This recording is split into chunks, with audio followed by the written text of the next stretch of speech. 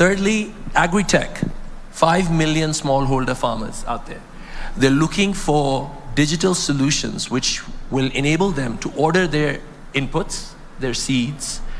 They are looking for solutions for a middleman to enable access to marketplace. And that's where MasterCard's Farm Pass proposition comes to play, because we have our Farm Pass agents who are actually making that happen. 300,000 farmers today benefit from the Farm Pass solution. And we're aiming to bring that number to 1 million by 2023, and then 5 million in 5 years' time. So the potential is beyond what we have heard today. Kenya, as we've rightly mentioned, and my colleagues have mentioned about Safaricom, and of course, the trend setting on mobile money and all that can be achieved is for the world to follow. And I think Kenyans should be really proud of what they've achieved thus far. And I'm sure the future is going to be super bright. Hey, even the World Cup might be coming to Africa now. So, you know, it's time for Africa to rise and Kenya to be at the center of it. Yeah. Thank you very much. Finally, Safaricom. Good afternoon, everyone. And it's fantastic to be here. I was hoping that I was not going to be asked the question, why Kenya? Because we Safaricom and is very Kenyan and is Kenyan born. But I think a couple of things I wanted to say. One is to acknowledge, as Kenyans, we need to acknowledge that we are a tech hub in the region. Yeah, and let's clap, a louder clap, and that is acknowledged by the team on the stage today, who represents the global tech companies in the world. I think we need to do a lot more to acknowledge our own successes. The second thing is to acknowledge what was presented this afternoon. For me, it said about two things. One is the future is digital. Yeah. Whether it is the guys from Mutembei TV, Ajabu TV, if I ignore the politics, the future is digital. And then the other element is that the future is about seeking skills that help young people find jobs that are relevant. So in a digital world, as Safaricom, one of the things we have come together with other institutions, including the ones represented here, is to form an industry digital program that allows us to develop skills of the future. The President today, Your Excellency, you saw some of the work we are doing with schools, together with partners such as Codris, to focus on coding. The second is provide ecosystems that allow those young people to connect to that and to use their digital skills. So, for example, the M-Pesa system, which has been mentioned today, we employ more people outside of M-Pesa. 52,000 developers work outside of M-Pesa to connect businesses into the M-Pesa ecosystem, which means that we can develop many jobs for the youth. And then the third element, which was mentioned, is monetization of content. There's a lot of young people who want to monetize content. We as Safaricom are involved with Skiza, Base and all that, but we can work as partners to ensure that young people have the capacity to be able to find the kind of jobs that we were shown today and really enable innovation in the future. Thank you. Thank you very much. A round of applause to our panelists. Your Excellency, you've dedicated an entire Sunday afternoon with these people. What have you discussed? Come like our father, Daddy, umeleta nini? Secondly, why innovation Jamhuri? Thank you very much. Again, let me repeat what I said just a few minutes ago, that I have had a candid discussion with these great people, and we have tried or endeavored to try and sort out the challenges that have been mentioned on this stage, from monetization to getting access to digital jobs and professional jobs at that, making sure that Kenya is included among the countries that you can get a remote job in a professional status. All that is part of the conversation we've had, how to grow our tech knowledge from primary school. You've heard about coding, that is now going to be part of our curriculum to ensure to make sure that coding and the whole computer ecosystem and tech ecosystem becomes part of our journey from primary school, from the bottom all the way to our universities. And we have had a very fruitful conversation. Let me say the following, that many people have been asking about why we are making this Jamhuri about innovation and technology. I think listening to the people who have talked here today, from Shafi to Mutembei to my good friend Mudungu, and all the people who have spoken here, including these great leaders, we cannot underestimate the power of innovation and technology. And that is the reason why this first Jamhuri in our fifth administration is dedicated to innovation and technology, because therein lies the space for our young people. I have said when we had the occasion with our TVET organizations that the government of Kenya, through Konza City, is going to supply 20,000 computers, which are just digital wheelbarrows, to make sure that students in our TVET have access to an opportunity to work while they learn. Again, the space around digital jobs. Listening to Nancy, if you listen to Nancy Mulela here, and I want to tell Nancy, I am going to work with you to make sure that we unlock those a million jobs, because it's doable and it is possible. And the easiest route to us creating job opportunities for our young people is on the tech space, on the digital platform, and remote jobs that Kenyans will work from anywhere, whether it's at home or in any part of where they stay. So I am looking forward, and that is precisely why I intentionally wanted to make this evening and tomorrow's Jamhuri a tech and innovation moment, because therein lies the greatest opportunity of our lifetime, especially for our young people. I have had a candid conversation with my brother here from Meta, and I have told him monetization. And you have heard for yourself, good brother. You know, when I talked to you earlier in that other place, maybe you didn't appreciate the enormity of what it is. But listening to Tembei, listening to Shafi, that is the kind of situation we're in. And I am happy that I will be meeting the leadership of Meta in the US, and precisely that is the conversation we are going to have. So that many other people in the tech space can monetize their efforts and their talent, so that we can grow their businesses, their enterprises, and move it to the next level.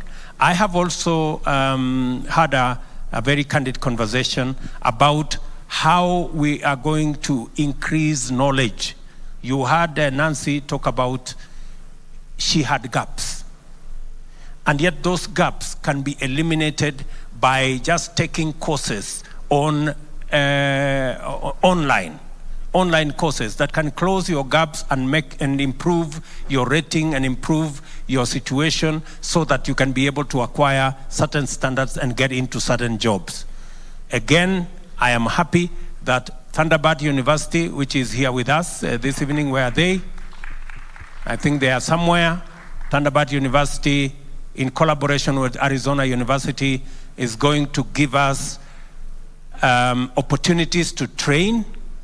And tomorrow, every citizen who will come to Nyayo Stadium, you will go back with a course paid for by the University of Arizona You would otherwise pay $1,000, which is like 100,000 shillings, but you will go home tomorrow with a 16-unit course that you can learn, close your gaps, and be able, and you don't need any prior knowledge, and you don't need, there are no entry requirements, so long as you can read English or Kiswahili for that matter, and you can be able to train. And those are the kind of opportunities we are looking for with MasterCard, with Microsoft, and all the other tech companies that are present here.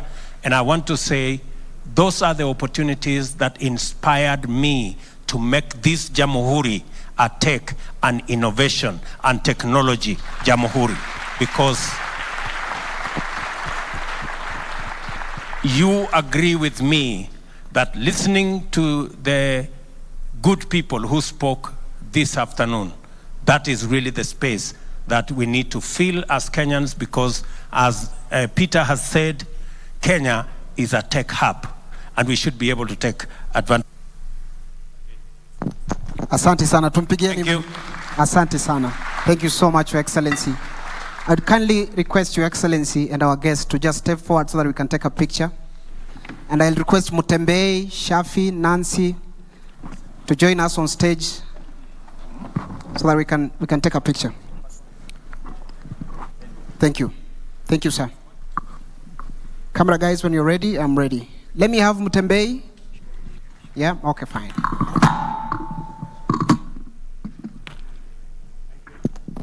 Thank you so much. We can have now Mutembei. Karibu sana. You can use here. Karibu bosi. Asante sana.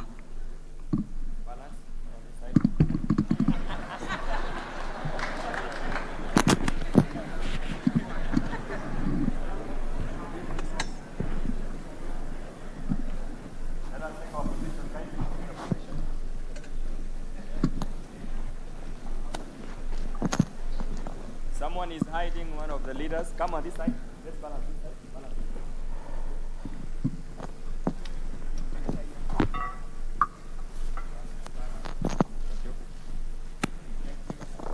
Asante sana, because thank you so much. We may take our seats. We may take our seats. Thank you so much.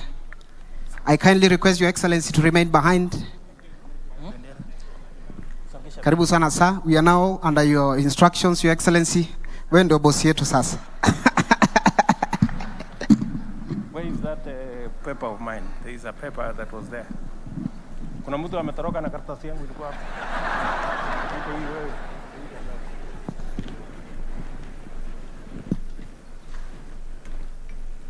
Asanteni sana. Good evening, everybody.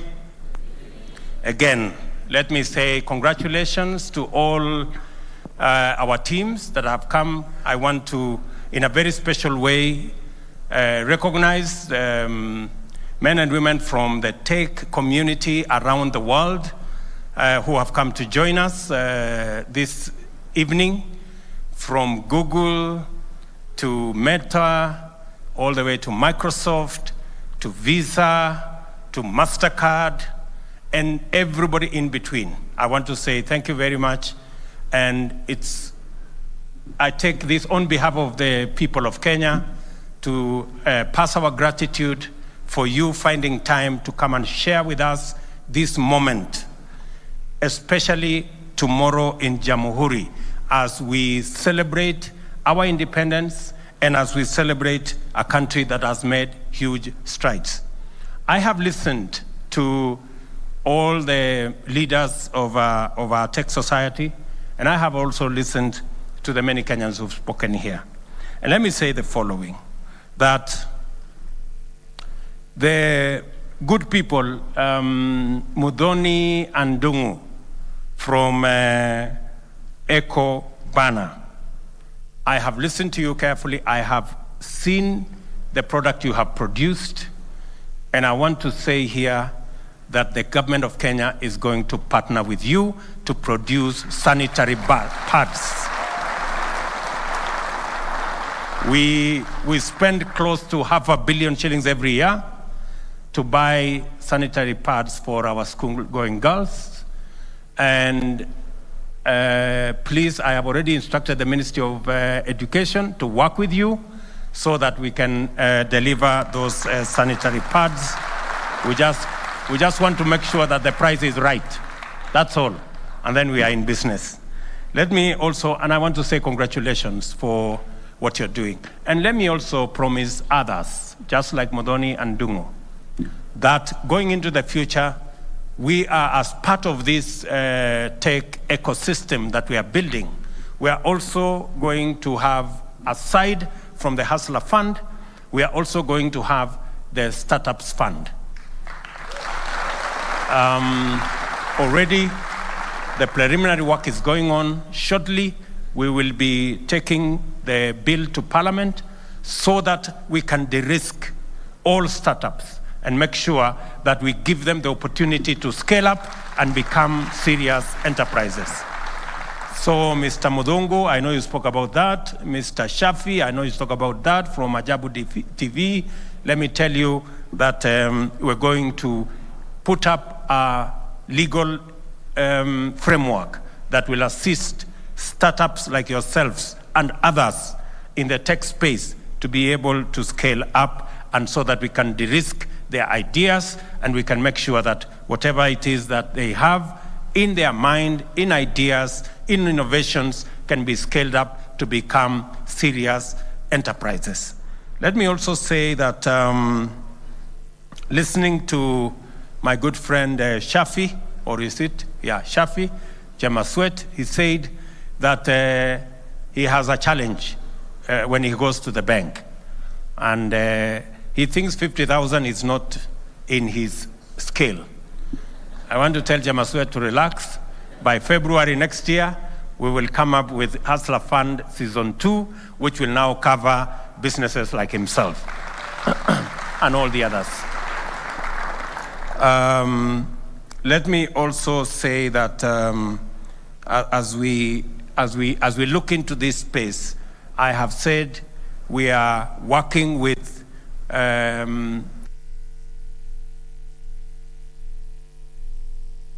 this space, in the digital space. You just saw here a framework and an MOU signed between our ICT authority and communication authority as a first step towards the 100,000 kilometers of fiber optic that will enable millions of Kenyans to come on board the tech ecosystem. And with it, we're going to have the 29,000, as you have heard, 29,000 markets who will have hotspots, so that we can begin to make sure that this ecosystem is not just available to people in Nairobi. It is available to young people everywhere in the Republic of Kenya. And most importantly, that you will not only have access to the internet, but we already have a conversation with our telcos so that we can have an ICT 4G enabled gadget that you can also use from anywhere and be able to access the jobs we are talking about. Because you not only need the connection, but you also need the gadget.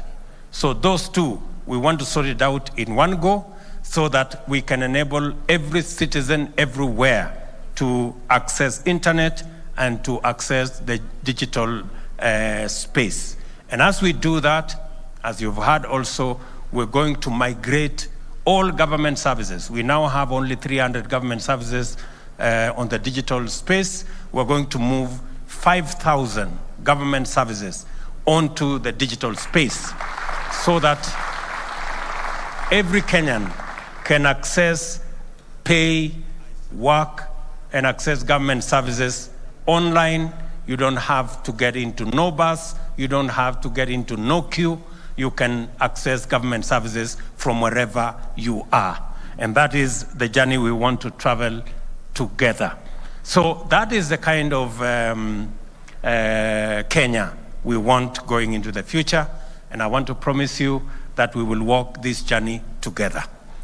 As I have said, each and every one of us is welcome to Jamhuri tomorrow. We will be graduating also graduates from the Global Hustler Academy. Just imagine. You know, and this Hustler Academy, I am not the one who started. You know, many people may think that maybe this is a William Ruto thing. This is a Google Academy, and it started before all these Hustler Maneno came in. So they already knew there is a hustler somewhere, and they need to learn something. So I will be very happy to be among the people to witness the graduation of those great people as they learn different courses to be able to manage their hustles in that space. So karibuni sana Jamhuri, and as I have said, good people, tomorrow, everybody who will come to Jamhuri tomorrow, you will walk away with a course that would otherwise cost you 100,000 shillings, and you will get it for free. And every one of you, we have been given an unlimited access to those courses so that we can build our skills and we can ensure that every citizen is internet enabled and ICT and technology enabled. Asanteni sana, and may God bless you. Thank you. Thank you. Asante sana Mheshimiwa Rais. Nitaomba sote sasa tuweze kusimama ili tumalize sherehe yetu kwa wimbo wa taifa wa Jamhuri ya Kenya. Wimbo wa taifa.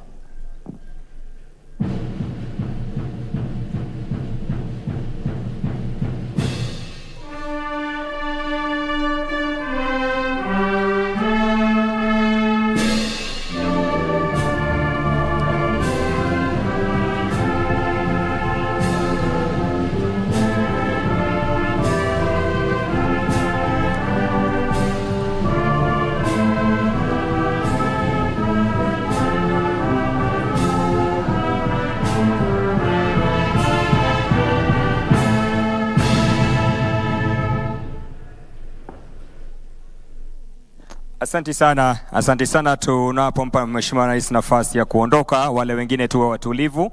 May we remain calm as we give His Excellency an opportunity to take his leave. Ningependa kuwashukuru.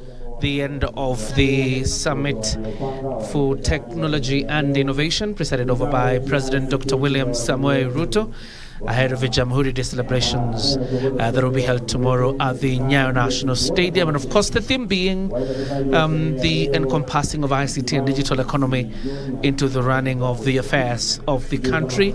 And the President promising that the government will be digitizing 5,000 of its services, fully automated, to enable Kenyans access services by government and easily so. And of course, a promise also by the government that tomorrow, if you attend Jamhuri Day celebrations, you will have a 16-unit course on digital economy and of course the digital space, sponsored by Arizona University. That course normally would cost you 100,000 shillings, but indeed the government will be doing it for free to Kenyans tomorrow, and you can be able to get that if you attend the Jamhuri Day celebration. So we'll hand you back to Broadcasting House for the Darubini bulletin, but of course see you around and again tomorrow for the Jamhuri Day celebrations exclusive on KBC Channel 1.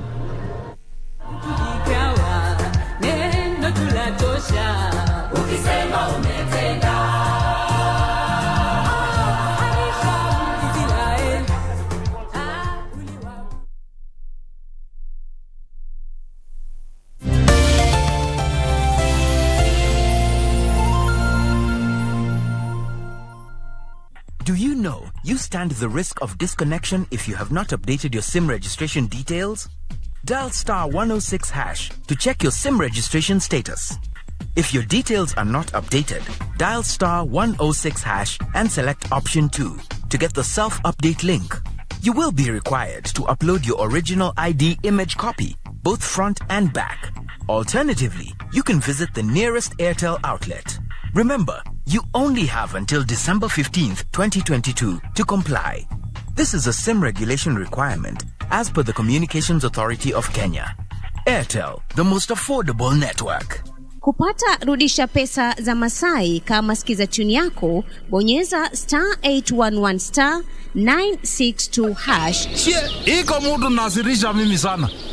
Nasikia? Sema okay? Kama semi achukui, mimi napeleka pesa benki. Nafika benki, napatia pesa, alafu mtu mwingine nakuja na asema nataka loan, napatiwa ile pesa. Sasa mimi nashinda. Kwani mimi naleta pesa yangu wewe napatia mtu mwingine? Kupata rudisha pesa za Masai, bonyeza *811 *962#. *811 *962#. KBC Board of Directors, Management and Staff wishes all our esteemed listeners, viewers and clients a happy Jamhuri Day. As we honor the struggles of many brave hearts who fought for the country's freedom, let us strive to make our nation peaceful and prosperous. May God bless Kenya. Happy Jamhuri Day.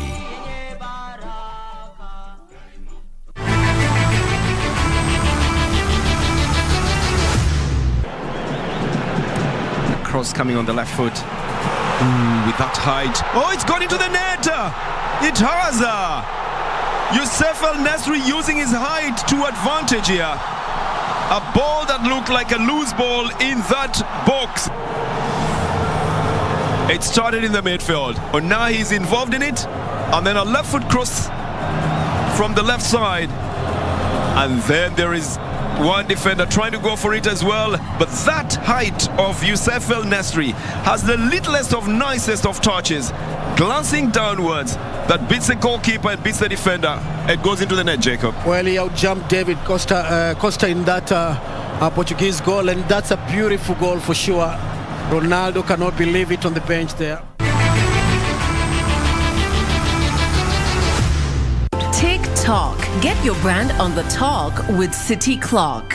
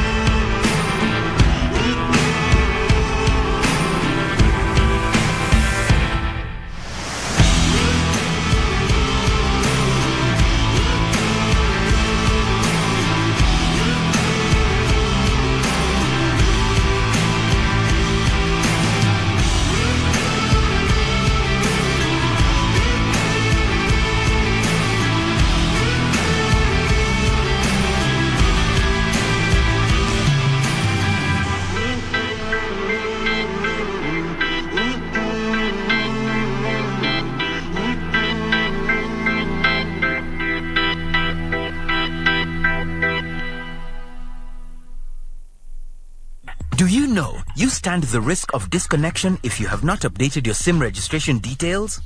Dial *106# to check your SIM registration status. If your details are not updated, dial *106# and select option 2 to get the self-update link. You will be required to upload your original ID image copy, both front and back. Alternatively, you can visit the nearest Airtel outlet. Remember, you only have until December 15th, 2022 to comply. This is a SIM regulation requirement as per the Communications Authority of Kenya. Airtel, the most affordable network. Make transactions anywhere in the world with the NCBA Visa card and stand a chance to win big. Join the FIFA World Cup 2022 when you win an all-expenses-paid trip for you and your +1 to watch 2 games. Or win exciting weekly prizes that will make your FIFA viewing experience super duper. All it takes is a swipe or a tap to pay 2,000 Kenya shillings or more with your NCBA or credit card. The more you swipe or tap to pay, the higher your chances of winning with 1 point for every 2,000 Kenya shillings spent. Don't miss out. NCBA. Go for it.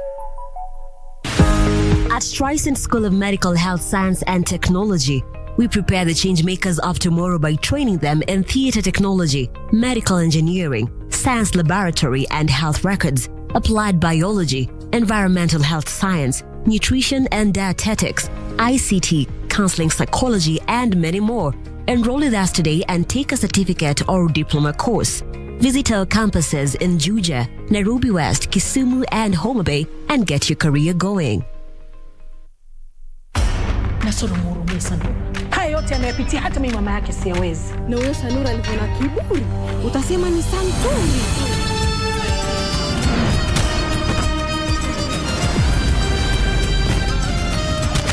Mtoto wa Nasoro lazima aolewe jana wa kisiwani.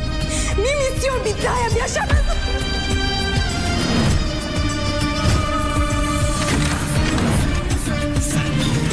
Mbona mume mgumu wewe?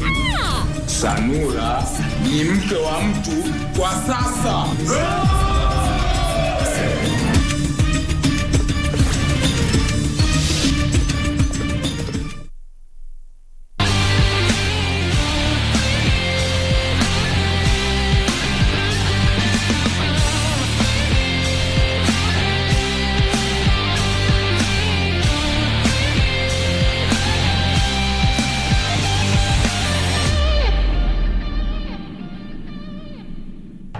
Make transactions anywhere in the world with the NCBA Visa card and stand a chance to win big. Join the FIFA World Cup 2022 when you win an all-expenses-paid trip for you and your +1 to watch 2 games. Or win exciting weekly prizes that will make your FIFA viewing experience super duper. All it takes is a swipe or a tap to pay 2,000 Kenya shillings or more with your NCBA Visa debit or credit card. The more you swipe or tap to pay, the higher your chances of winning with 1 point for every 2,000 Kenya shillings spent. Don't miss out. NCBA. Go for it. Karibuni sana, karibuni. Niwauzie? Ugali matumbo batia mimi. Ugali matumbo! Nilikuwa nataka kaomena na kadoma.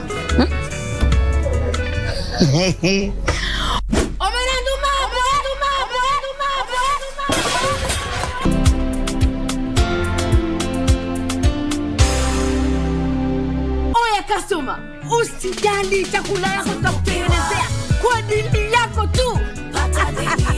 Maisha yako, mapendeleo yako. Tunukiwa na Safaricom. Chagua bei yako ya kupigia simu au data. Piga *444# au utembelee My Safaricom app upate deal poa ya kupiga simu, uongee zaidi au ubrowse zaidi. Nataka chapati na crips. Mala sausage. Nataka ugali na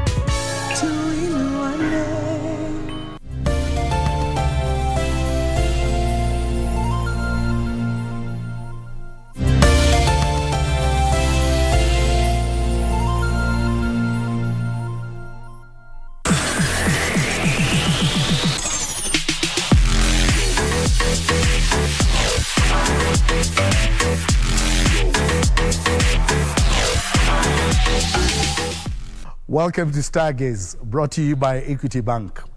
Today, we'll look at 2 former Barcelona players, Frankie de Jong and Leo Messi.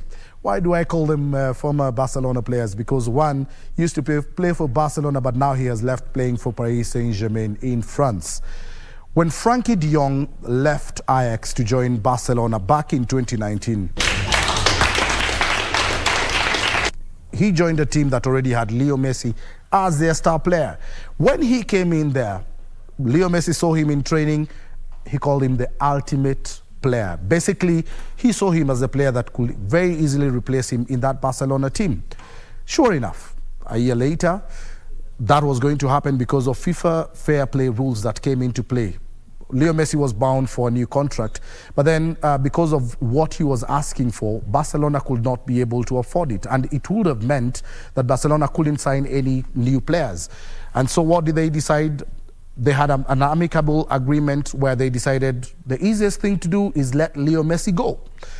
Now, with Leo Messi gone, the most automatic selection was going to be Frankie de Jong, but unfortunately, that wasn't to be. He's been struggling at that Barcelona team. He's had very long days. In fact, he was also entangled in a very, very long brawl with the club in terms of whether he should go or not. In fact, the club itself had a conversation with Manchester United, agree on the terms of the fee that will cost him to move from Barcelona to Manchester United. Everything was agreed. The only person who had not agreed to moving was Frankie de Jong himself. So what happens?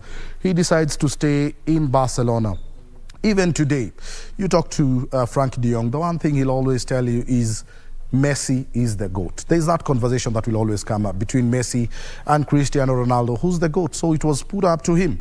And to him, no matter what happens, he still considered Messi his GOAT. And these two players, when they face each other, of course, there's always going to be that adversary that will come in between two players representing different teams. But there's also that admiration that comes from both of them. They respect each other. They love each other. They know each other's style of football. But that does not stop them from being rivals. That is the fun fact that I have for you today. Join me again tomorrow as I bring you another fun fact of one or two more players that you did not know about. All that brought to you courtesy of Equity Bank.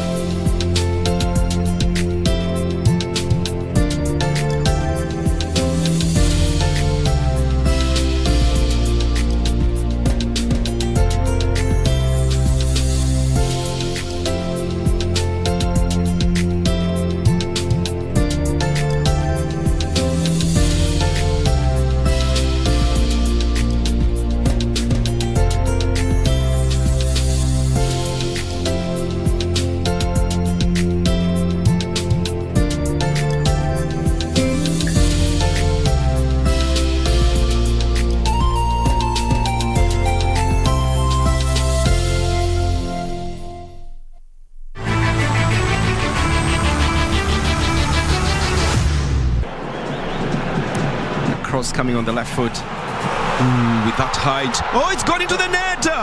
It has. Youssef El-Nesri using his height to advantage here. A ball that looked like a loose ball in that box. It started in the midfield, but now he's involved in it. And then a left foot cross from the left side. And then there is one defender trying to go for it as well, but that height of Youssef El-Nesri has the littlest of nicest of touches, glancing downwards, that beats the goalkeeper and beats the defender. It goes into the net, Jacob. Well, he outjumped David Costa in that Portuguese goal, and that's a beautiful goal for sure. Ronaldo cannot believe it on the bench there. TikTok. Get your brand on the talk with City Clock. Karibuni sana, karibuni. Niwauzie? Ugali matumbo batia mimi. Ugali matumbo! Na wewe? Ipe wali maragwe. Wali? Wewe, mchele madando hapo. Nilikuwa nataka kaomena na kadoma.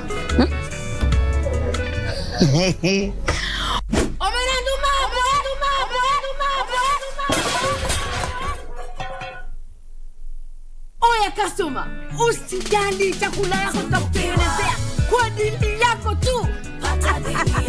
Maisha yako, mapendeleo yako. Tunukiwa na Safaricom. Chagua bei yako ya kupiga simu au data. Piga *444# au utembelee My Safaricom app upate deal poa ya kupiga simu. Uongee zaidi au ubrowse zaidi. Nataka chapati na crips. Mala sausage. Nataka ugali na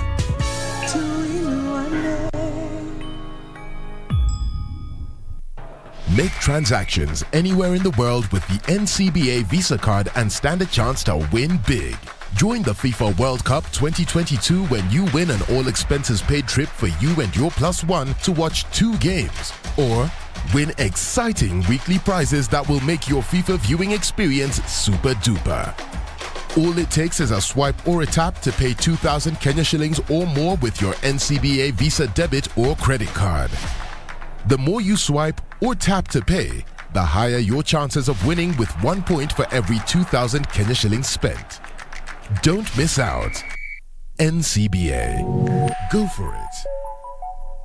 Welcome to Friday Stadium. Everybody's ready. Wait a second, not everybody. Come on, dude. It's the FIFA World Cup. You're going to lose your seat, the ritual seat, the lucky one. Losing more than a seat, your team is going to lose. Where are you, dude? The match is about to start. Your friends won't hold out much longer. Excuse me. Finally, everything is in the right place. Hey, other hand. And you, do you have everything you need to believe? Chuma ya dosi ni chuma ya nguvu. Ikisimama kwa building, hakuna kitu baya ita happen kwa hiyo building. Chuma ndio nyumba. Nyumba zetu zote tunatumianga chuma ya dosi. Doshi Steel, chuma ya nguvu. The National Cancer Institute of Kenya, NCIK, was established to coordinate a multi-sectoral response to the growing cancer burden through coordination of services provided in Kenya for the welfare and treatment of persons with cancer, coordination of cancer research, recommending measures to prevent discrimination against persons with cancer, educating the public on the rights of persons with cancer. All of us have a role to play in cancer prevention and control by accessing screening and diagnostic services in our referral hospitals. Let us join hands towards a cancer-free nation. The National Cancer Institute of Kenya, leading the cancer response in the country.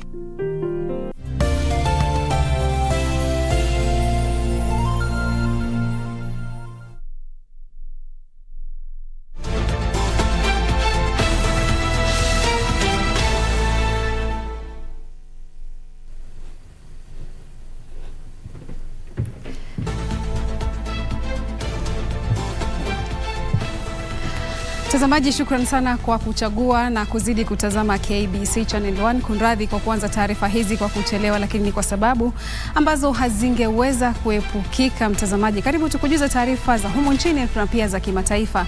Na kwa wapenzi wa muziki wa rumba na zilizopendwa bila shaka kote duniani, wanaomboleza kifo cha Shalamwana ambaye aliaga dunia siku ya Jumamosi akiwa na umri wa miaka 64. Anajulikana kwa vibao vingi tu ikiwemo kile cha Dezo Dezo, pombe unapenda kuomba, sigara hutaki kuacha, we bwana we umetuchosha.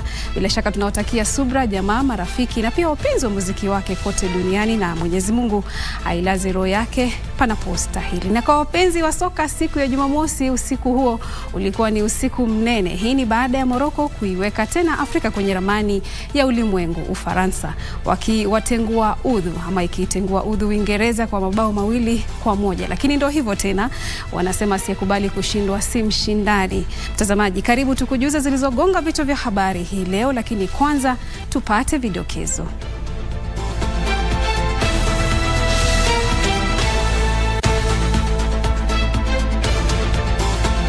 I support the idea of making CDF a constitutional body so that we can secure the development of our education. Rais William Ruto asifia hazina ya CDF akisema inapaswa kulindwa na sheria. We are 100% satisfied. We are ready and we are looking forward to having Kenyans from all walks of life attend the celebrations. Maandalizi ya maadhimisho 59 ya sikukuu ya Jamhuri yatakayoandaliwa kesho ugani Nyayo yamekamilika. Tishio la ugonjwa wa ukambi, kampeni kubwa ya chanjo ya ngwananga katika kaunti ya Mandera. Na wanandoa wawili washerehekea miaka 50 ya ndoa huku wakitoa siri ya ndoa thabiti.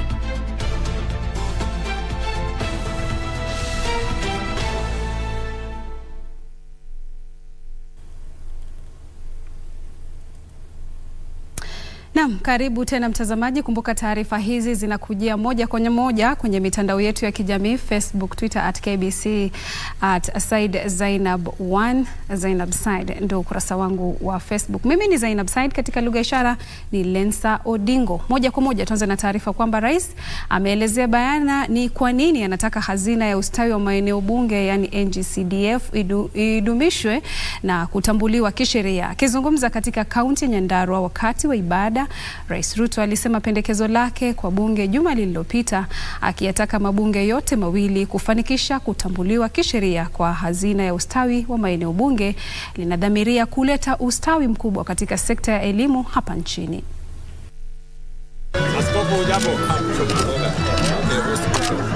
Arafa kutoka kwa rais kwa mabunge yote mawili akitaka yatekeleze wajibu wao wa kuhakikisha kutekelezwa kwa miswada muhimu, miongoni mwao mswada wa 2/3 wa uwakilishaji wa kijinsia. Kubuniwa kwa ofisi ya kiongozi rasmi wa upinzani imeibua hisia tofauti.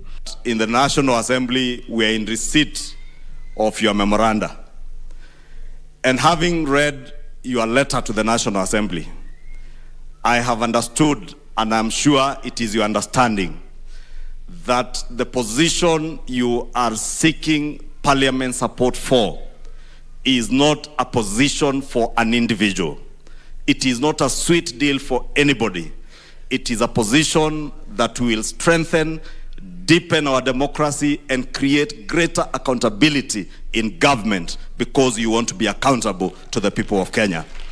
Rais sasa kielezea sababu zake za ombi lake kwa bunge. Rais aliyesema haya katika eneo la Kipipiri huko Nyandarua alisema hazina ya ustawi wa maeneo bunge yani NGCDF imesaidia pakubwa katika ujenzi wa shule na kuwaelimisha watoto mbalimbali nchini, na hivyo basi ipo haja ya kupitishwa kuwa sheria. Matters education are so important because the single most important asset we have as a nation is the asset of our human capital. And the way to make it better, to sharpen our human capital, is through education. That is why I support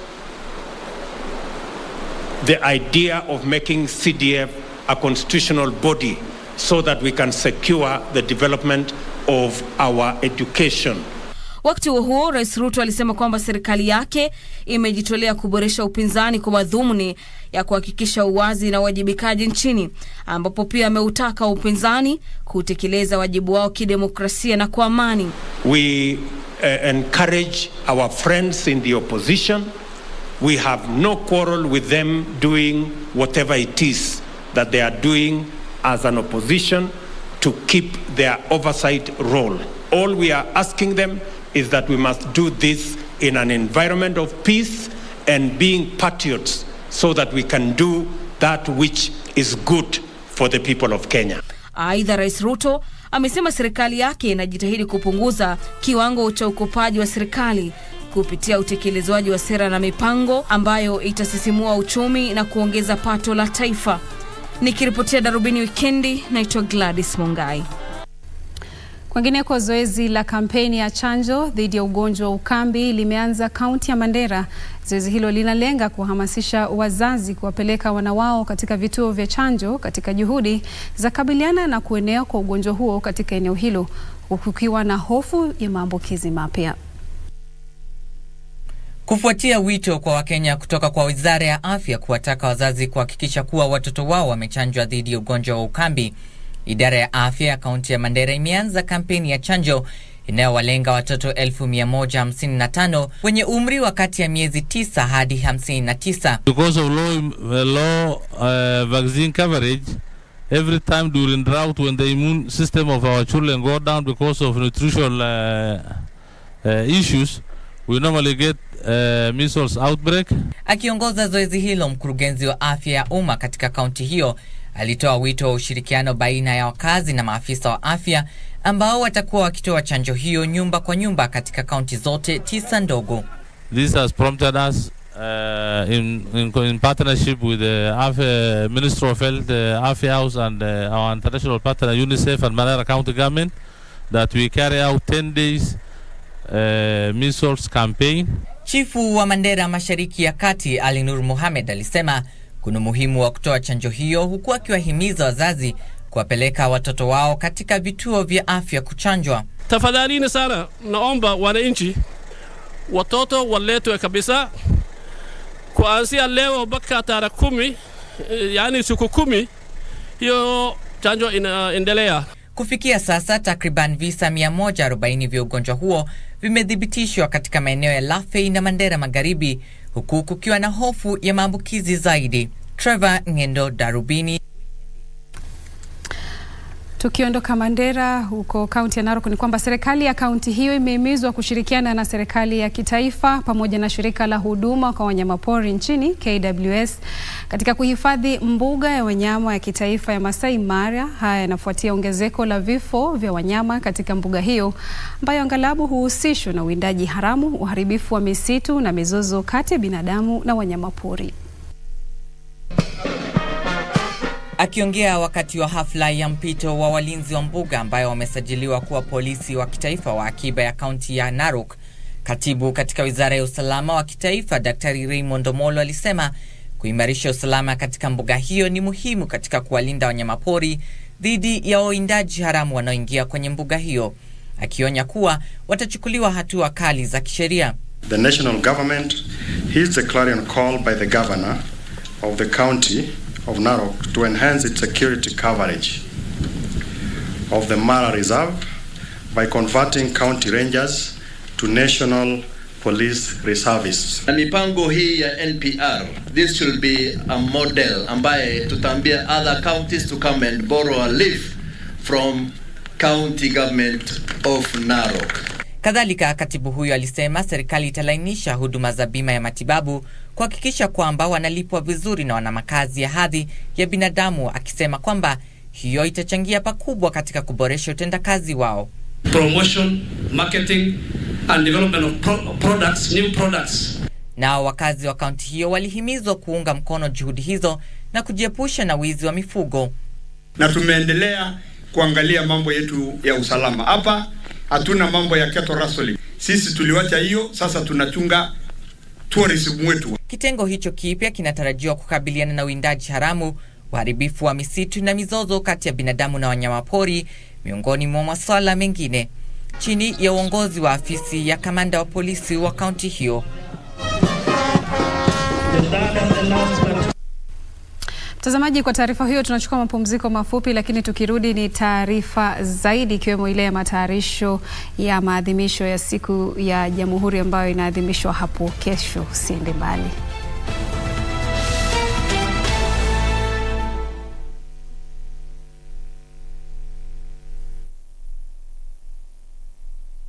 Do you know you stand the risk of disconnection if you have not updated your SIM registration details? Dial *106# to check your SIM registration status. If your details are not updated, dial *106# and select option 2 to get the self-update link. You will be required to upload your original ID image copy, both front and back. Alternatively, you can visit the nearest Airtel outlet. Remember, you only have until December 15th, 2022 to comply. This is a SIM regulation requirement as per the Communications Authority of Kenya. Airtel, the most affordable network. Before nilikuwa nafikiria chuma ni chuma. Wacha nikuambie. Chuma ndio nyumba. Nyumba zetu zote tunatumianga chuma ya Doshi. With a lot of confidence and a Doshi. Doshi Steel, chuma ya nguvu.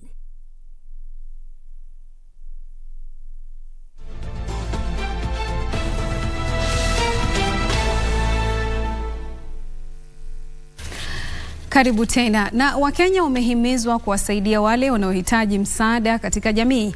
Akizungumza wakati wa kutuzwa kwa wahisani 4 jijini Nairobi, Askofu Eugene Kavune ambaye ni mwenyekiti wa dhehebu la International Gospel Ministries alisema huduma kwa binadamu ni ishara tosha ya upendo ambayo watu hawana budi kukumbatia, hasa wakati huu mgumu wa kiuchumi. Nyimbo za denzi zilisheheni siku ya Jumamosi jijini Nairobi.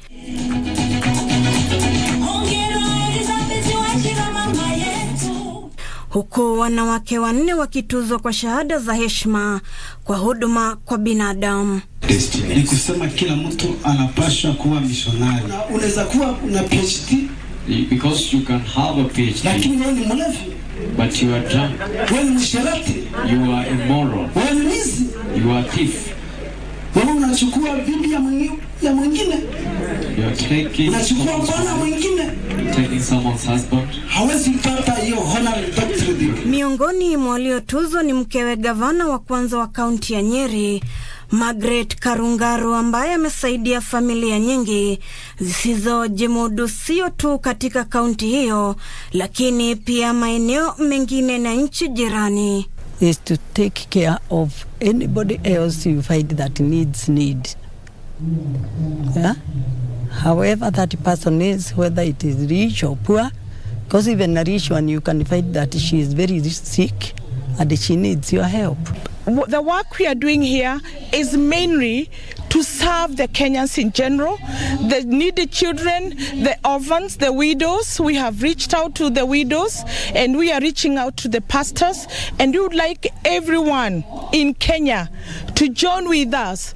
This honorary degree is not for me, it's for everyone that is involved. Kwa upande wake, Margaret alisema kutarajia kualikwa kwenye hafla hiyo, kwani amekuwa akitoa msaada kisiri akitazamia kutuzwa na Mwenyezi Mungu. We had locals who are not high in society at all, but they knew once they homed in our home, you get food and you get shelter and you get clothes.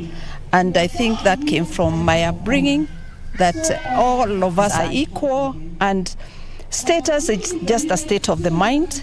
It is a state of the mind, and you should help anybody in your community that you are able to reach out to. Wahisani hao wametoa wito kwa Wakenya zaidi kujitokeza kuwasaidia wasiojimudu katika jamii, hasa wakati huu mgumu wa kiuchumi. Ruth Wamboi, Darubini, Wikendi.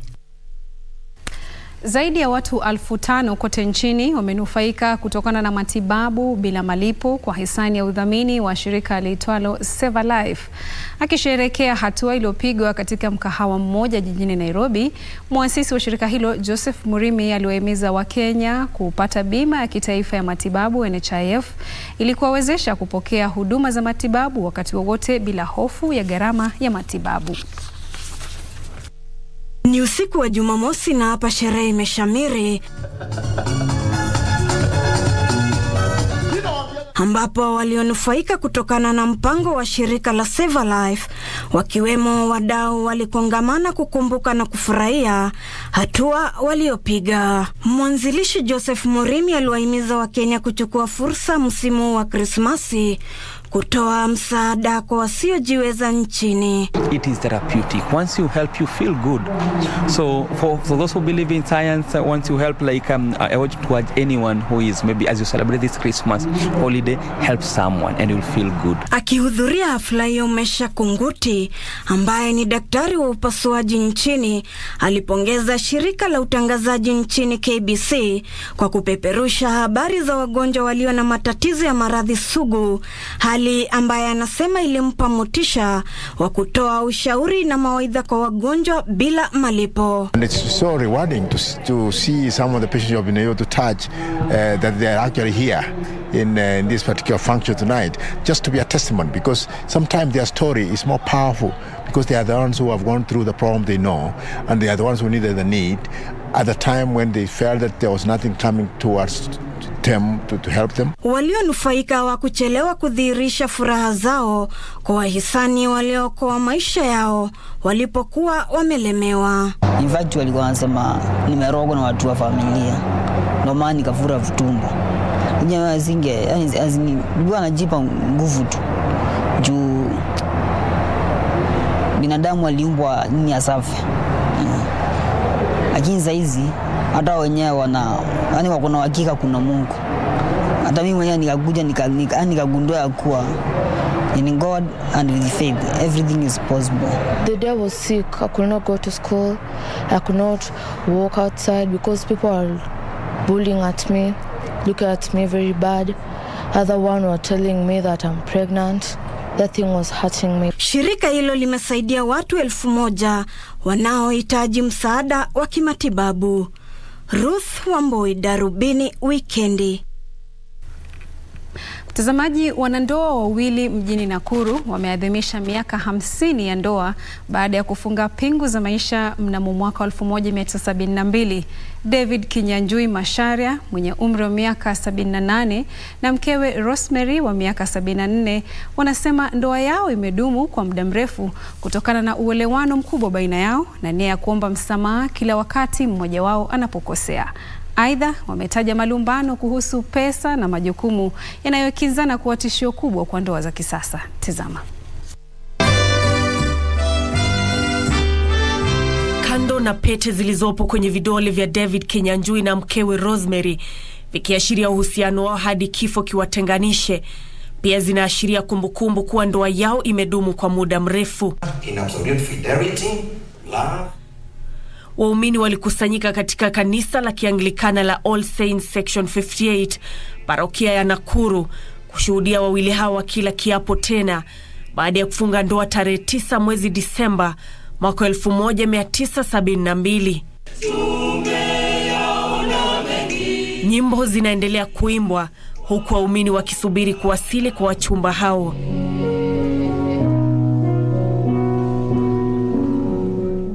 Wanandoa hao ambao wamebarikiwa na watoto 3 na wajukuu 6 wanaingia kanisani huku kukiwa na muziki, densi na shamra kutoka kwa waumini.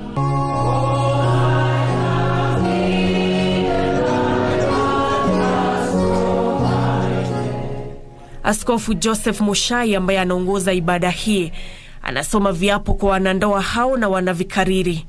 As the rings never end, so my love will be never ending. As precious as the gold it is made from, so precious you are to me. Rosemary alimtaja mumewe kuwa mtu mwenye kujali, ambaye hasiti kamwe kuomba msamaha anapokosea. Marriage, ikiwa imebreak, ni two animals which were together. They have been separated. The enemy will now be able to be creeping this one. Na hana mtu wa kumsaidia. Fight it together. Wanandoa hawa wanasisitiza kwamba ili ndoa idumu, wahusika wanapaswa kuwa na umoja na subra.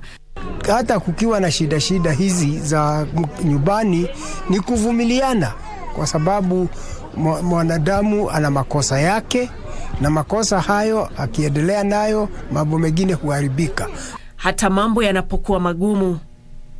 Rosemary anasema kosa ambalo wanandoa hufanya ni kuangazia zaidi swala la fedha katika ndoa, huku akipuuza nguzo nyingine muhimu kwa uthabiti wa ndoa.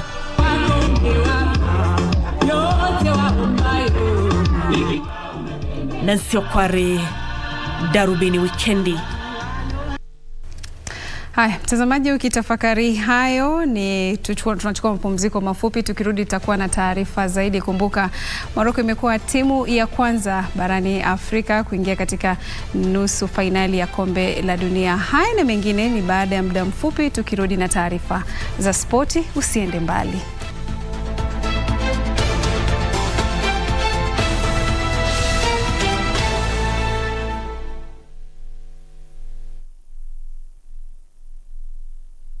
Feel the excitement. Relish every moment. Get 1.5 GB at 50 bob. Valid for 3 hours.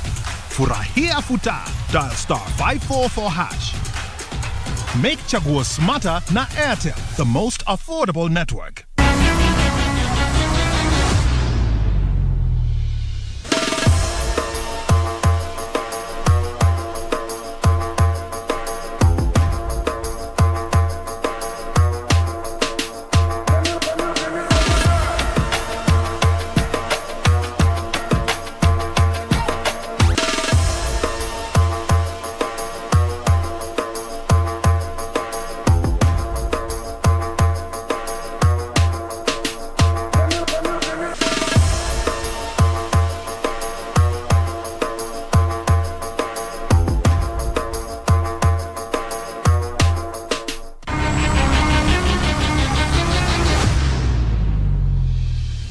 Chuma ya dosi ni chuma ya nguvu. Ikisimama kwa building, hakuna kitu baya ita happen kwa hiyo building. Chuma ndio nyumba. Nyumba zetu zote tunatumianga chuma ya dosi. Doshi Steel, chuma ya nguvu.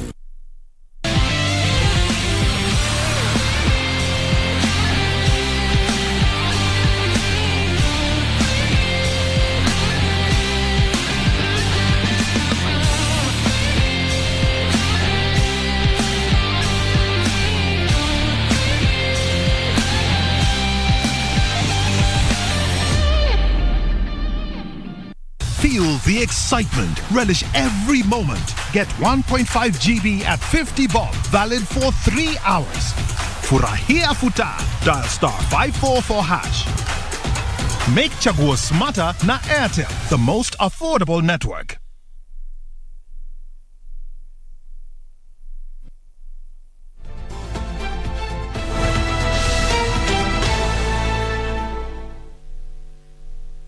Ya kuingia kwenye spoti, tuangazie taarifa inahusiana na maadhimisho ya Jamhuri Day hapo kesho, ambapo sasa Wakenya 20,000 ndio pekee watakaoruhusiwa kuhudhuria sherehe za mwaka huu za Jamhuri kwenye uwanja wa kitaifa wa Nyayo.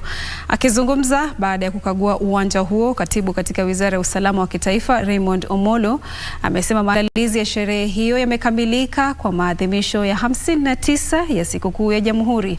Sherehe hiyo itaongozwa na Rais William Ruto. Itakuwa sherehe ya pili ya kitaifa kuongozwa na Rais William Ruto tangu alipochukua hatamu ya uongozi kama rais na amiri jeshi mkuu wa vikosi vya ulinzi. Maelezo zaidi ni katika taarifa yake Timothy Kipnusu.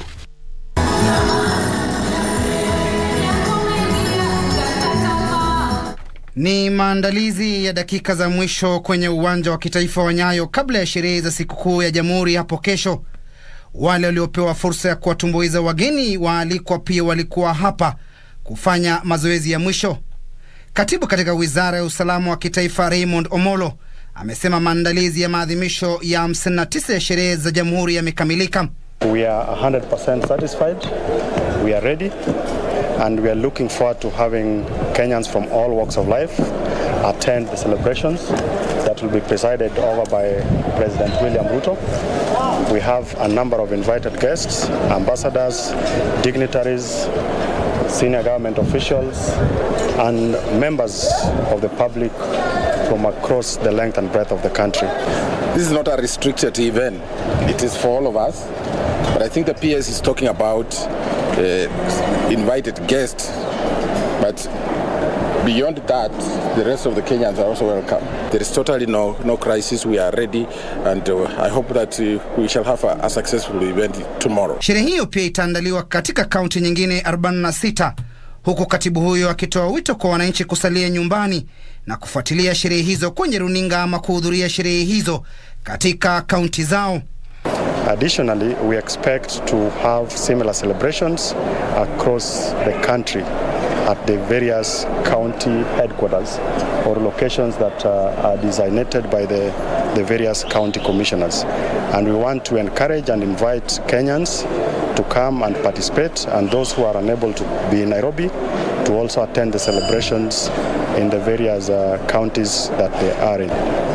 Going forward, this government has no discrimination against any Kenyan who wants to attend. Just like it is not going to give special attention to any Kenyan, because they can come in the way they want. But when you mention about the Prime Minister, former Prime Minister, and many other people, they are as welcome as everybody. So no, there are no problems there. Wale watakaohudhuria hafla hiyo wanatakiwa kuwa wameshaketi kwenye uwanja huo kufikia saa 12 asubuhi. Hii ni sherehe ya pili ya kitaifa chini ya uongozi wa William Samoei Ruto. Timothy Kipnusu, Darubini Wikendi.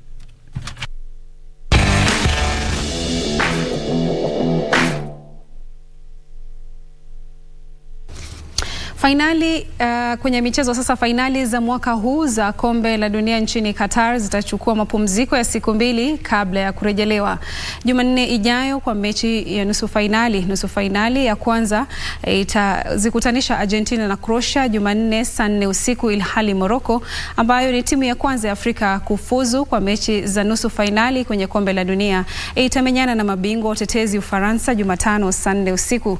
Usikose uhondo wa mechi hizo kwenye runinga yako ipendayo ya KBC Channel 1.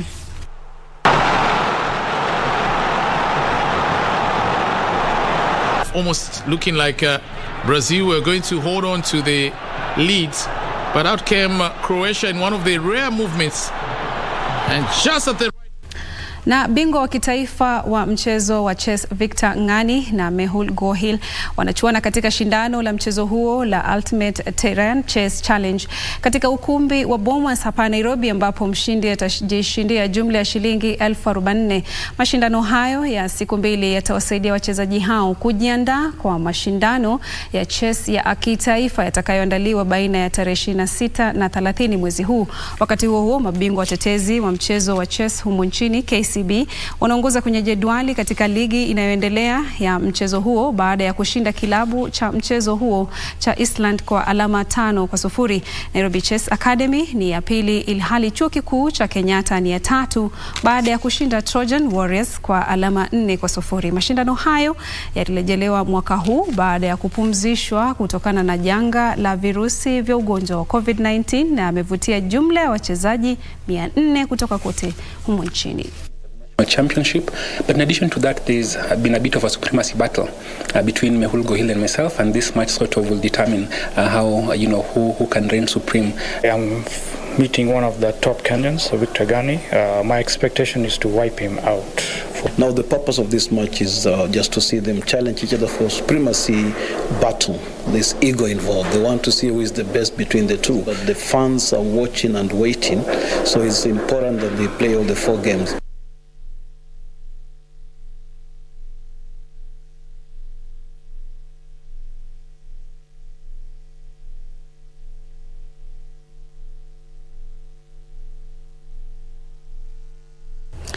Tukisalia na za humu nchini, timu mbili za humu nchini za mchezo wa mpira wa mikono zikiwamo National Series na Produce Board and Nairobi Water Queens zitaziwana washindi wa mashindano ya baina ya vilabu katika eneo la Afrika Mashariki yaliyoandaliwa nchini Zanzibar. NCPB ilishinda Gombe ya Tanzania kwa mabao 24-18 na kunyakua taji la wanaume, ilhali timu ya Nairobi Water Queens iliwashinda wenzao NCPB kwa mabao 25-21 na kuhifadhi taji lao.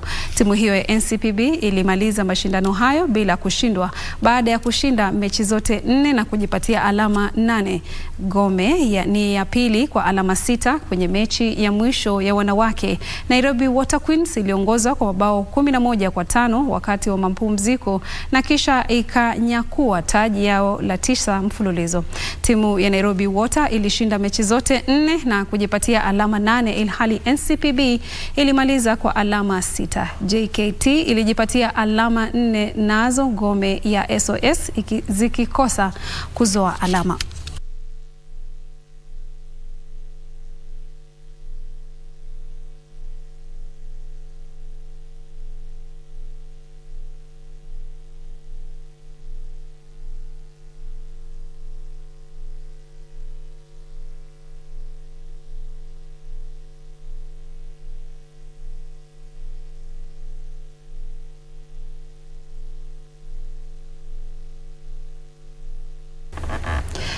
Mtazamaji, zimekatika 49 baada ya saa 1. Kufikia hapo sina la ziada. Nasema shukrani sana kwako wewe kwa kutazama taarifa zetu Jumapili hii. Katika lugha ishara amekuwa ni Lensa Odingo. Hadi wakati mwingine, Mola akiridhia. Maasalam.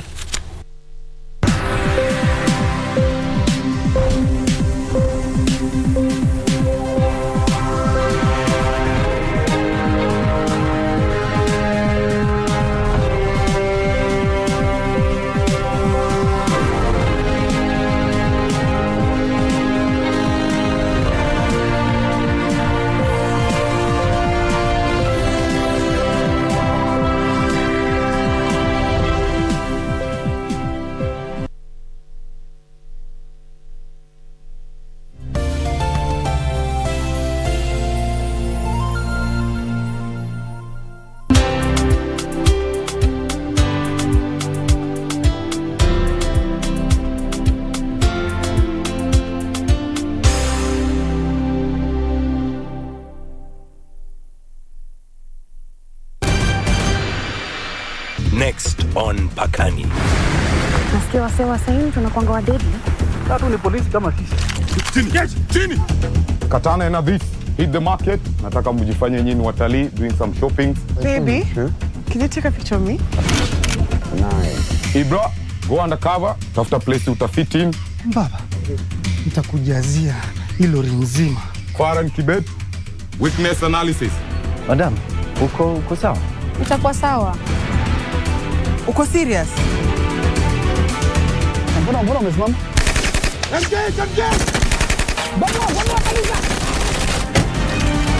Return to base. I repeat, return to base.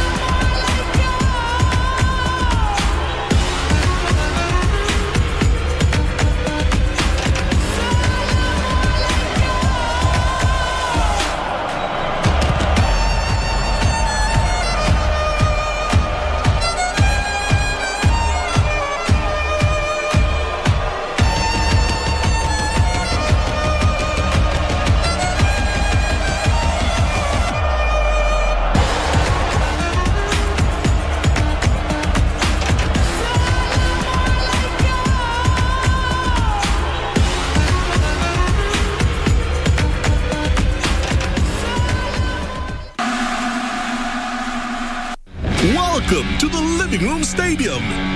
It's the FIFA World Cup. The match is about to start. Food and drink ready. There's no space left for anyone. Come on, get your lucky chair. Take your usual spot. Even the puppy has one. It's preparation time. You can feel the tension in the air. And do you have everything you need to believe?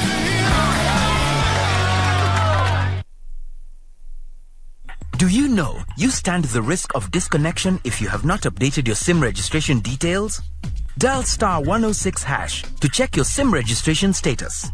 If your details are not updated, dial *106# and select option 2 to get the self-update link. You will be required to upload your original ID image copy, both front and back. Alternatively, you can visit the nearest Airtel outlet. Remember, you only have until December 15th, 2022 to comply. This is a SIM regulation requirement as per the Communications Authority of Kenya. Airtel, the most affordable network.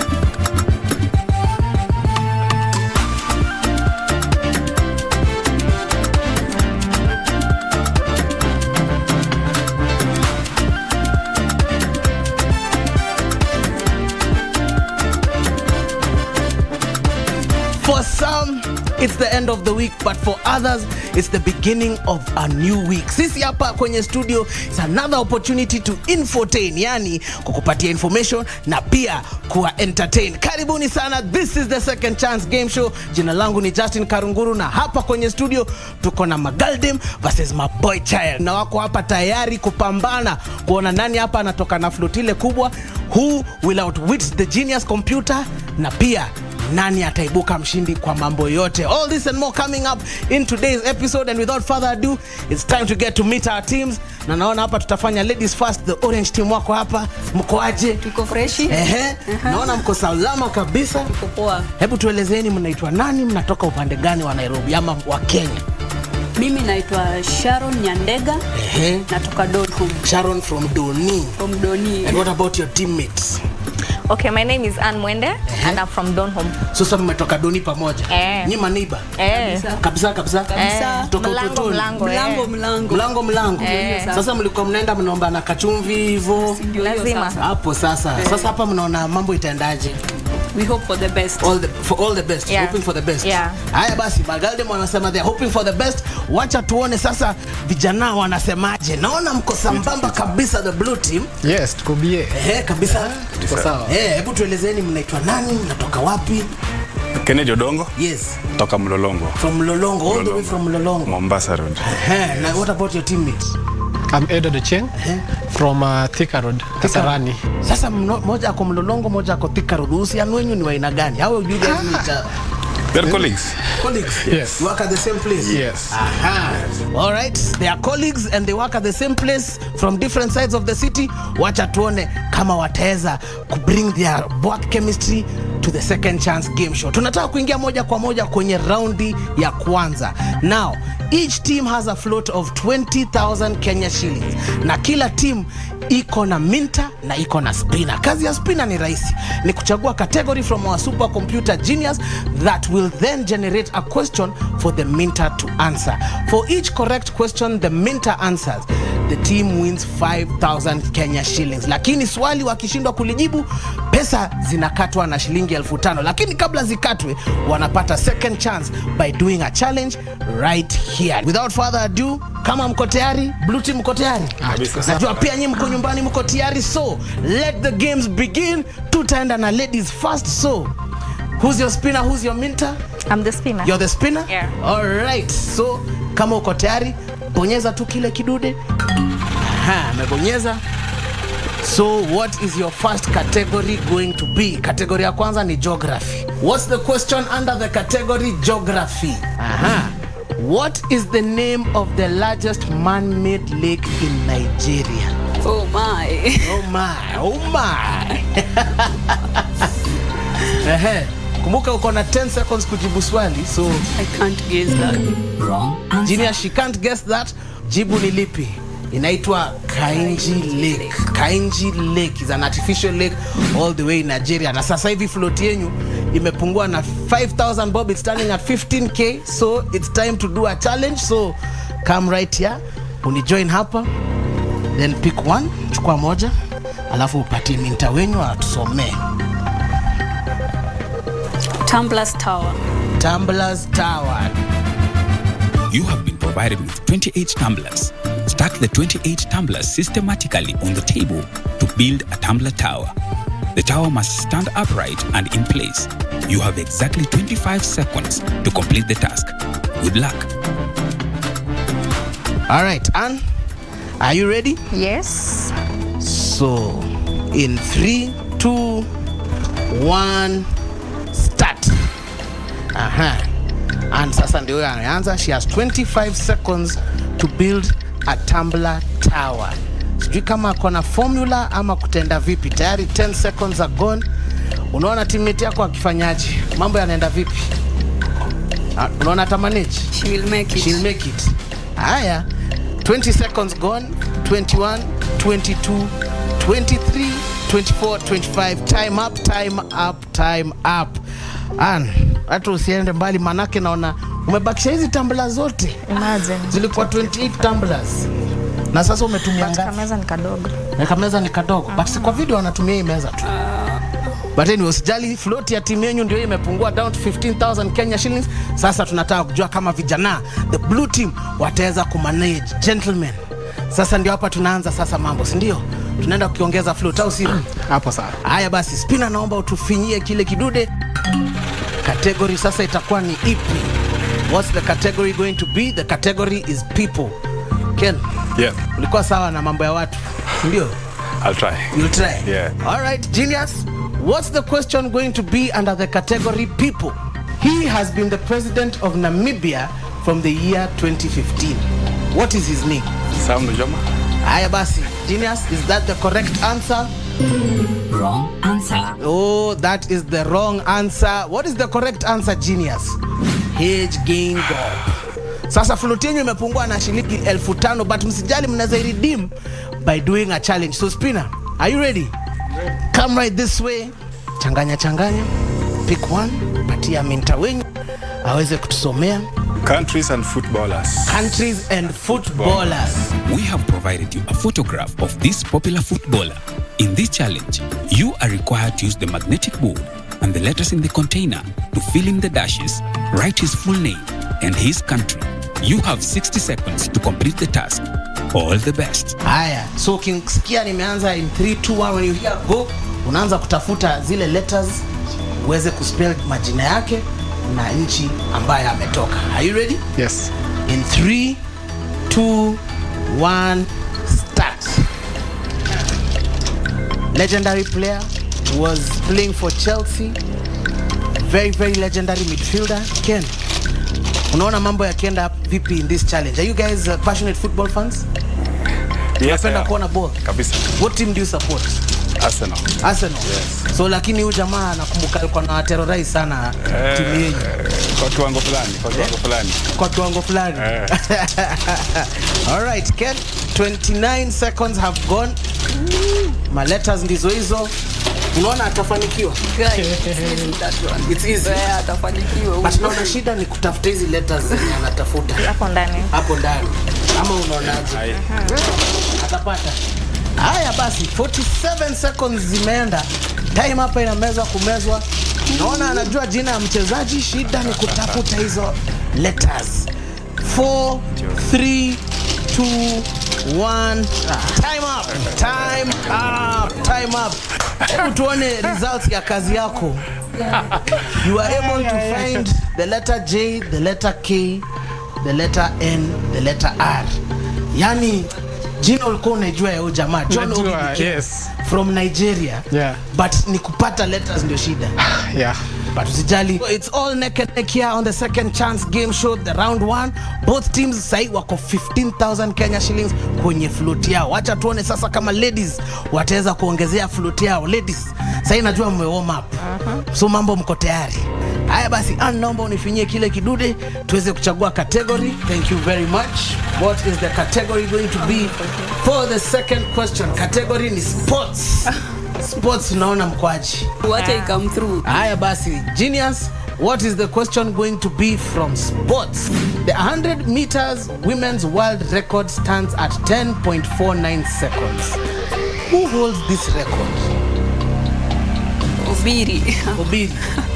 Haya basi, anasema ni Obiri. Is that the correct answer, genius? That is the wrong answer. The record is held by Florence Griffith Joyner.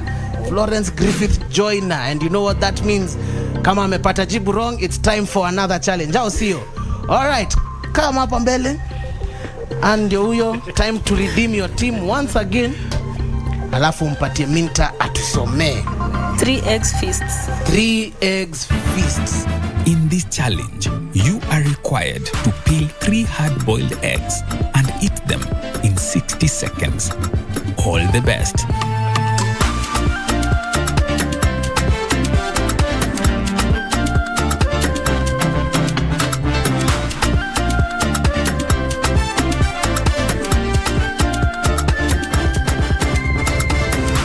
Are you ready? So utaningoja ni count down 3 2 1. Sikia nimesema go, unaanza kuzipasua na unazidimbua. All right? In 3 2 1 start. Ndio sasa ameanza. Hii challenge nakwambia, I think the hot sell kwa the second chance game show. Unaona so far anapelekaje hizo mayai? Mazee. Wako mbele. Did you ever think kuza chule kugongeshana kukula mayai kushindia do? Did you ever think? 25 seconds gone. Mayai inatafunwa kutafunwa. Pole tu. Kuna zingine naona umeacha pale. 34 seconds gone. Water. Teammate wake anamchia Ron. Push on. 40 seconds gone. Ujue mayai by the way is a very rich source in vitamin D. So kina anakula ni healthy sana. Haya sasa tafuna umeze, uko na 10 seconds. 10 seconds kuteremsha. Utaweza? Uliwafikiria chuo utaweza kula mayai for man? 2 1 time up. Wewe. Umejaribu. Thank you very much for the challenge. The orange team float yenyu sasa is at 10,000 bob. Time to see kama majamaa the blue team wataweza kuongezea distance ama watakuwa neck and neck. Gentlemen, Muona vile mambo imeenda? Tunaona. It's a challenge. It's a challenge. Haya basi, it's time to see kama nyinyi mtaweza kujibu swali. Float yenyu is at 15,000 bob. If you get it right, you go up to 20,000 shillings. Are you ready? We're ready. Bonyeze kile kidude. Aha. What is the category going to be? Category ni geography. Geography. Genius, what is the question under the geography category? How many states does the Mississippi River run through? 6. Your answer is 6. His answer is 6. Is that the correct answer? Wrong answer. Oh, that is the wrong answer. What is the correct answer to the question, Genius? How many states? It runs through 31 states. 31 states. Yeah. Yo ulikuwa mbali kidogo. But ulijaribu. It's time now for the challenge, au sio? Yeah. So, come right up. Unachukua moja, unapatia colleague yako. Capital cities. Capital cities. On the screen, we have provided 2 countries. Pick the letters from the container and fix them on the magnetic board to write the capital city of each of the 2 countries. You must get all the 2 capital cities correctly. And please note, we are very keen on spellings. You have 60 seconds to complete the task. All the best. Aha, nchi ni Somalia na Togo. So you'll name their capital cities in 3, 2, 1, start. Nchi ni Somalia, nchi ya pili ni Togo. Hapa ni GHC kidogo. Unaona mambo itakuwa sawa sawa. Ama itaenda aje? Iko tu sawa. Tafuta letters. The last time ulikuwa umechagua pia hii round, najua ilikuwa letters ndio kutafuta ilikuwa shida. Sasa umepata formula ama how are you going about it? Yes. Unaenda uko na formula ya kupata sasa hizo letters? At least nimetulia kidogo kuliko ulikuwa umepanic. Haya, 40 seconds ndizo hizo. 40 seconds gone. You have another 15 seconds sasa ndio hizo. 15 seconds to go.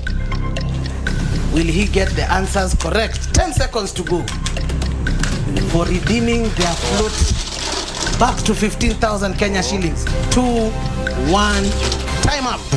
Time up. Muda ndio umeyoyoma.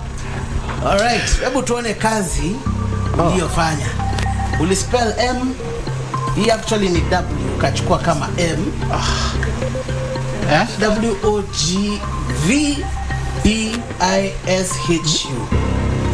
This A. This is supposed to be a V. Naona A hata hapa nilikuwa nimeiona. But anyway, what's the correct answer supposed to be, Genius? Mogadishu. Lome Togo and Mogadishu. So float yenyu sasa imepungua.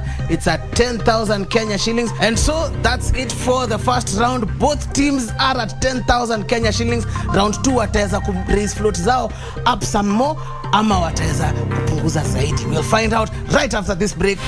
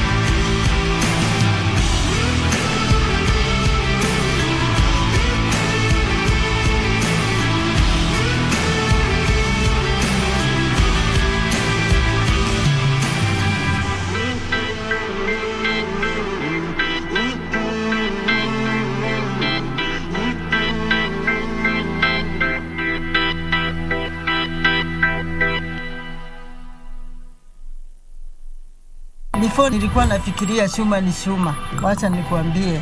Chuma ndio nyumba. Nyumba zetu zote tunatumianga chuma ya doshi. With a lot of confidence and a doshi. Doshi Steel, chuma ya nguvu. Karibuni sana, karibuni. Niwauzie? Ugali matumbo batia mimi. Ugali matumbo! Nilikuwa nataka kaomena na kadoma.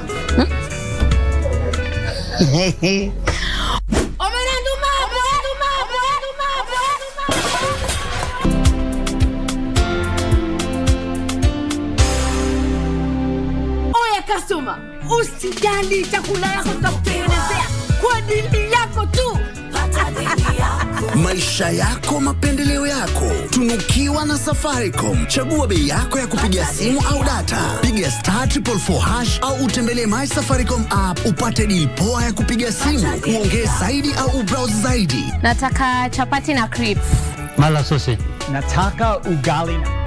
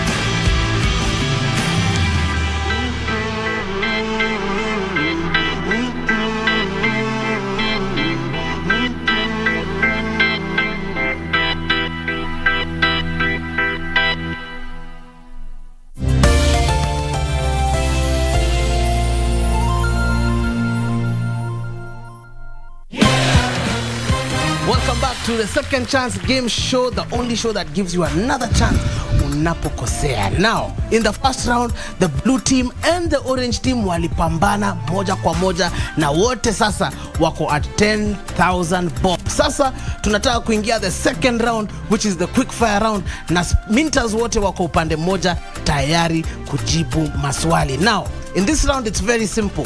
Both teams have a buzzer in front of them.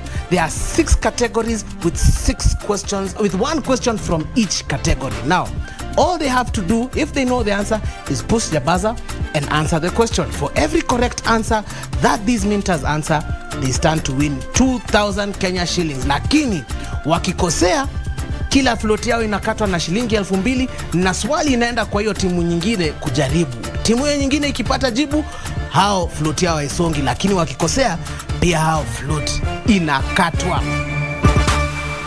Are you ready to get this on the road? Yes. Aya, if you're ready, I'm ready.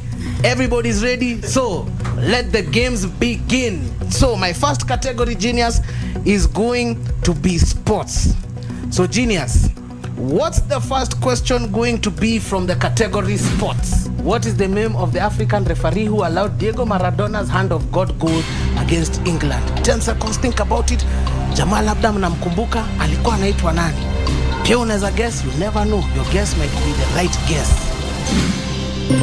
Wrong answer. Haikuji. Aya, so no team is able to answer, meaning that both teams, your floats go down by 2,000 Kenya shillings. So, Genius, what is the answer to the question?